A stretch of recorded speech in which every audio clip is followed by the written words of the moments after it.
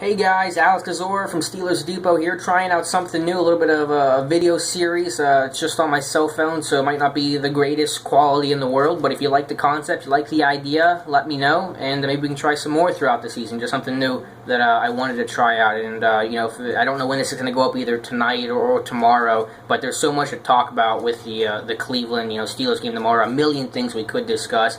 I think Matthew's going to have a preview article on that for the morning, but one thing I wanted to talk about, and it's not the major headline, it's not the top story, it's not going to end up being the top story post-game either in all likelihood, but the Steelers zone blocking scheme.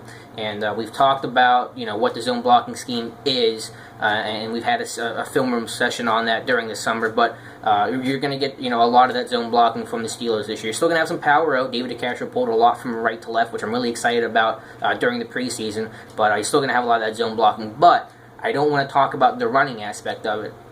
What I want to talk about is what you can do working off of that, and that's a lot of boot and naked bootlegs to the outside. What a defense wants to have to determine run or pass, or any sort of tells that gives that away. And a common one, for example, is the hat of the offensive line. High hat, meaning your helmet, it signifies pass, and low hat means run.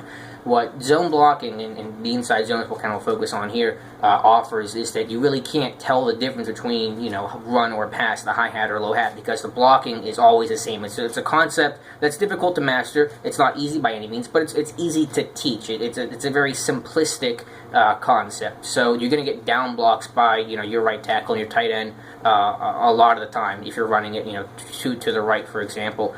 And whenever you do that and it looks the same all the time, the defense doesn't have a tell, and knowing that, and knowing that the defense will always key run. Linebackers' first read is always run. So there's the misconception of that you need a solid running game to be able to open up play action. That's not necessarily true. As long as you can convince the defense that you're going to run, they have to respect that, because that first read is always going to be run first.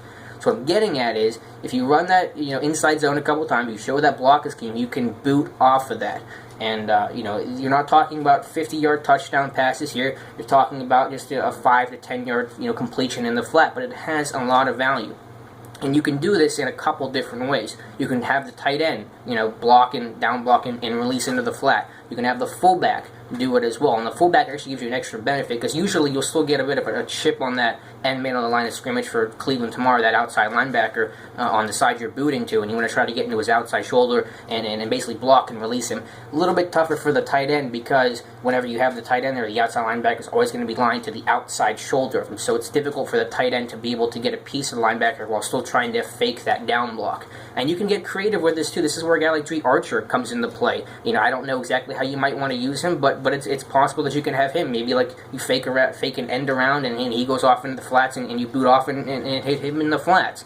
It's again not going to be the headline grabbing play. It's not going to be the big one in the box score. But I think what the zone blocking team offers you is the ability to work off of it and boot off of it, and create those high efficient passing plays, that elongated running game where you have a great chance to complete the pass and pick up a couple yards. So that's one thing I think that you're going to see. The Steelers showed it some last year, even if it was a power scheme. I remember Miami, it was a 4th and 1. You hit Will Johnson in the flat. I think that could be a really effective tool, and the mark of a good offensive coordinator. Those guys are really tough to judge, but you want to see how offensive coordinators and coaches, they create one play and they work off of it and take advantage, knowing what the defense is looking for, trying to read those tells. So that's definitely one thing I'm going to be looking for tomorrow, and I hope to see, because I think it can be really effective. So that's all I got for you guys. Enjoy the game. We'll have a lot of coverage on Depot throughout the week, and hey, go Steelers.